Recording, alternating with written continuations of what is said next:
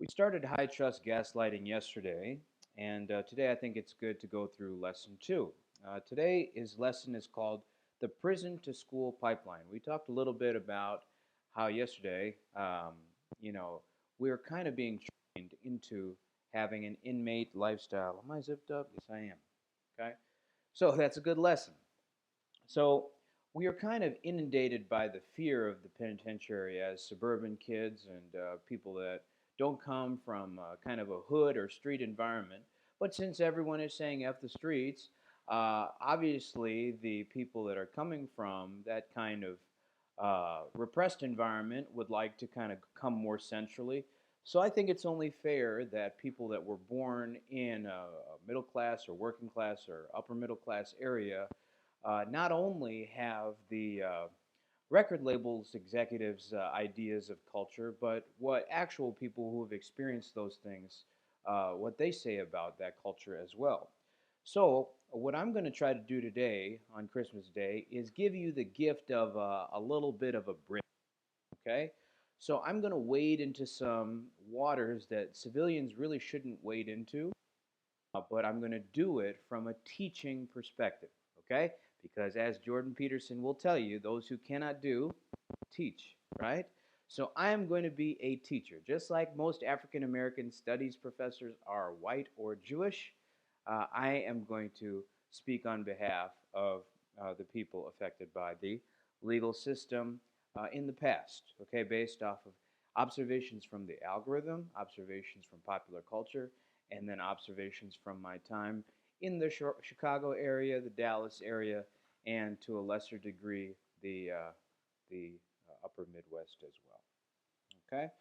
So, as we know, the legal system has many elements. We know that after the Civil War, sheriffs and police departments were kind of used to kind of enforce vagrancy laws and anything that could, because when you lose slave labor, you don't. It's not the friendship with the slaves that you're missing. You're missing how cheap the uh, the labor costs were for your P&L sheet, right?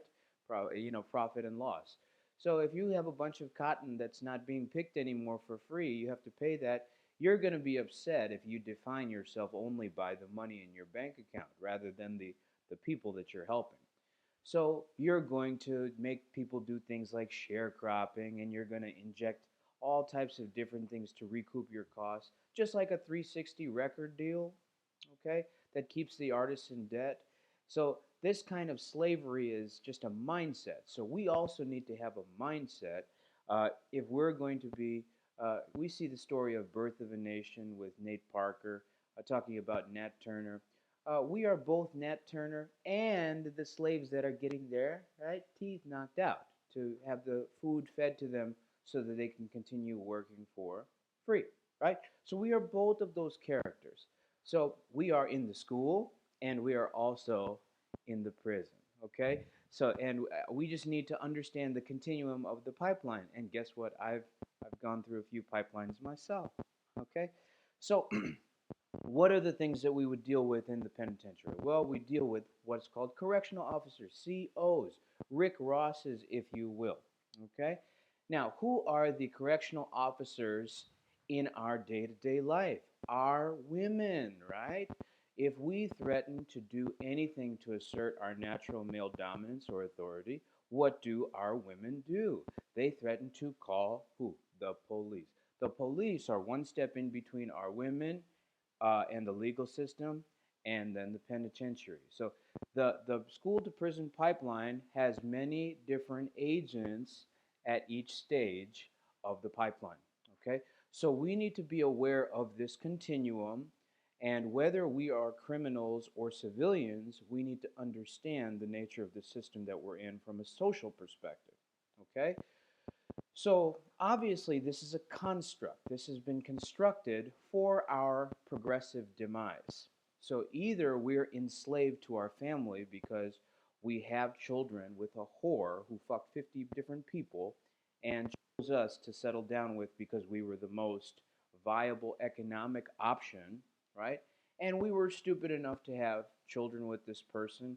and now we're stuck in a loveless marriage, or if we were strong enough to get out, now we have to pay child support, right? So that takes a tremendous amount of discipline. And so, what I'd like to do with this message is applaud you, number one. I know it's extremely difficult. I am not trying to rub any salt in the wound by being single. As a matter of fact, that's why I'm dressed like a preacher today, because I want you to know that I take this responsibility relatively seriously. Okay? My job is to encourage you in a very, very hopeless time in your life. And I hope by the hopelessness I'm going through that see that we are on kind of parallel journeys. Okay, I'm walking here, I'm doing the Patrice O'Neill thing like that. Okay, so uh, when I can't tell you exactly how to combat this just yet. I need some more time to really think about that because women are kind of systemically connected to Jewish oppression. Okay, ever since Gloria Steinem came into the black community and said you're a woman before you're African American, look, race is a social construct for sure. Okay. However, uh, your loyalty is to your family and your family lineage. Race is something that white people and Jews made up to separate different tribes by skin color. Trust me, India's gone through it quite a bit. Okay? So I'm navigating colorism over there and also trying to figure out I'm trying to integrate it so I can go up the chain a little bit. Okay? So if I make any hog maul type of mistakes, you'll have to excuse me. Okay, I'm handling quite a lot right now. Okay, so police, women, and the Jewish agenda. Okay, all these are working together. The only defense I've seemed to find against that is a corporation. Okay, so when a corporation is protecting you, and this can be maybe in the form of a trust, and there are people that are experts in trust. I'm not going to go too deep on that road, guys, because that's kind of out of my wheelhouse. If one of you would like to do a pro talks with Texas Movement Media, let's connect and let's educate the people together. Educate me, and then I will be a conduit for the people. I have no problem with that. Okay, but I can't just jump into the deep water like that without help. Sound good? Okay, thank you. Discipline for all these elements of society, whether they're your women, the police, or Jews in general, you need discipline. And so you need to start thinking about ways that, from your perspective, how do women like to attack you? Do they like to attack your sexual prowess? Do they like to attack your income? Do they like to attack your height? Do they like to attack your physical appearance? Do they like to attack your skin tone? Do they like to attack your intelligence? Okay? Remember, none of the things that they obtained were obtained legitimately. Okay? Everything was a handout. The only Gabrielle Union and all these older ladies, Tracy Ellis Rocks on the Vivica Fox, you notice how they're starting to be like, I just want a good man now, and blah blah blah blah blah blah, and they're really concerned with like morality now. Don't judge a woman by what she thinks when she is 50. You judge a woman by what she thinks when she is 18, because that is the time of her greatest power. So her true principles are as a senior in high school or as a freshman in college. Whenever she has the most freedom, the most opportunity, the most anything, just like a man in his 40s with money. You can judge a man by how he spends his money. Okay, that's where his priority is. Where your heart is, that's where your treasure is, right? That's what Jesus said, right? And that's white Jesus, so we need to listen. Okay? Now, what I've noticed, okay, this can be in tonight's conversations, this can be in my lives with Ariel, this can be with, any of the women that I've encountered, this can be with my brother, okay? Because Indian men and black women have a lot of similar personality traits because we don't, our community doesn't affirm the American style of alpha male combative because of our hyper conservative and hyper religious nature. Violence is just kind of programmed out of us, okay? But the Bible talks about war, so ignoring that is actually castrating ourselves, and we can't do that. It's like Hezekiah being good, but not as good as David because he didn't care about his children's legacy, okay? Tony Evans, you help the old people figure that out. All right, sound good? Thank you. Okay, Recognizing gaslighting as victory. When a Jew says, "Oh, I'm just a white guy," or "Oh, I'm an atheist, so I can't talk about religion," okay? Whenever they do something to get out of the conversation that they're in, that's their version of gaslighting. Whenever they move the goalpost, that's a version of gaslighting. Okay, so if you see that with your white colleagues, okay, for example, when we were in the 2015-2016 era, okay, the trainers in the back room would be having discussions about the Colin Kaepernick situation, the Mike Brown situation, and the validity of the police shooting Mike Brown, and when normally they would always talk about the very specific legal uh, points in the case. In this case, the overarching statement was that that's police, he can do whatever he wants. Okay? And this guy was in the wrong because of that authority structure. Okay? And we very rarely ever hear about a black police officer shooting a white woman. And actually, we did see that, and that white woman got $20 million.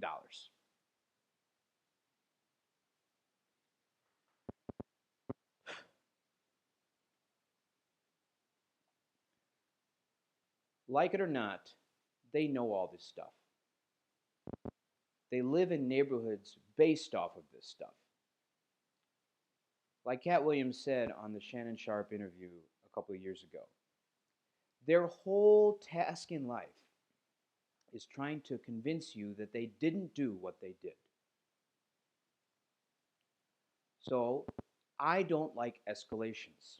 Guys, I do not. However, if I see that my inaction can be seen as a precedent against those who share my same lineage, value system, or insecurities, it is my job as leader to escalate. Do you understand that? Now, how aggressively I escalate is up to you. I have an infinite threshold for escalation because my escalation comes from heaven. Okay? I have done nothing for the past 10 years except for open my spirit completely to whatever the Lord wants from me, and especially from Texas Movement. So if you are coming against financially the things that empower Texas Movement, what in fact you are doing is coming against my connection with my Creator. And so the force and the effects of my escalation, it's above me now. Okay? So, guys, when your woman starts to gaslight you, a lot of times this can be done by tears or, you like Bill Burr says, going rogue on the discussion topic, or you are very familiar with your woman. You know when she starts to gaslight. You need to start immediately turning a switch in your mind that that is your victory. Once you have achieved victory, there's no reason to continue fighting. Once a fighter is knocked down, liver shot, right? Once that happens, on the left. I'm sorry, guys. Once a fighter goes down like that, um, if you're trying to like end the fight and make it like gory and gruesome, you'll keep going. But usually the ref will step in and acknowledge, okay, that's a knockdown. And if it's a good quality shot, it takes them longer than 10 seconds to get up, the fight's over, right? So that's the respect that boxing has that I think is very important for us to take. Okay? Mental motion. Okay, we talked about physical motion yesterday. This is one thing we can take from women. Okay? When they know they're losing, they switch the subject, right? So when the Jewish media knows that they're losing, they change the algorithm. Remember in Prison Break how they were talking about all these guys, there was a manhunt and all that type of stuff, and then something happened and it made the FBI like, oh shit, oh shit, oh shit. They changed the entire news story overnight, right? They drowned out the story. because the mainstream public is only going to care about what they consume on a daily basis. Okay? So my job is to just have this available for you so that you can have some tools at your disposal as you try to elevate. Cool? Now here's the big one. Okay?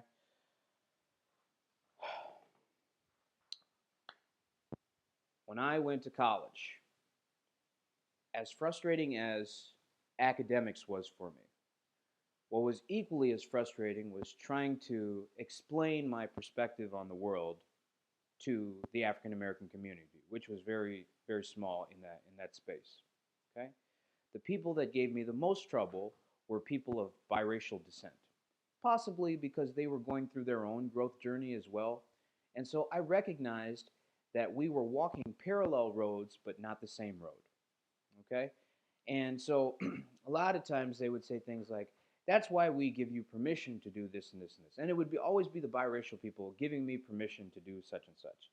And if you notice, a lot of the so-called black intellectuals that you see are usually immigrants, okay, talking about the foundational black American experience. Okay? Now, as I've said before, I have no problem acknowledging my place in the racial hierarchy as far as time is concerned. But as far as regular age is concerned, I'm not going to continue to be treated like a child socially at the age of nearing 40. Okay? So I am going to cautiously say this. Black people, when you are at work, when you are at school, when you are at church, when you are at any kind of charity function, when you are at the golf course, now is the time to call out anyone who calls themselves an ally. From the Jewish community, from the LGBTQ community, from the Caucasian community, from the Arab or Indian community, from the Asian community, from the Hispanic community, all the people that are appropriating without a reciprocal contribution need to be called out. This is an audit that we can do today itself. We may not be able to audit Leor Cohen, even though he's running YouTube right now. We may not be able to audit Ari Emanuel. We may not be able to audit any of the other mass media owners. We may not be able to audit Jolene Blaylock's body count. However, we all have people in our life that we deal with on a daily basis that say little microaggressions and things. You need to start taking note. If you don't like microaggressions, don't just escalate up the email chain and make the company's life difficult, because that's affecting your income. Make sure you're getting paid. But what you need to do now is respond in kind, okay? So if you catch with the jab, you can catch, and if you time it right, you can throw a hook on top of that, okay? So if, for example, if someone says, oh, I'm an atheist, you know, start having more Bible verses available at your desk. Start visibly praying or maybe singing a song. Okay? They are gaslighting you by your very environment. And you can gaslight them by being rigid internally. Okay? Same thing between men and women. Okay? She knows that if you're 5'6", like me, okay? If you're 5'6", and she used to talk to someone that was 6'4", that's going to make you insecure. So you make sure that your 5'6" is in the best shape possible, okay? That you're clean and that you feel good about yourself when you walk out the door. Then, when she says little barbs or wants to know where you're going or why you're doing this, when she wants to reassert control over you or pull the leash like that, you have to recognize that as gaslighting, and that means you won. Okay? Do not treat sex as the reward. Treat her resentment as the reward. Treat black women like Indian men, period. Okay? This is a cheat code.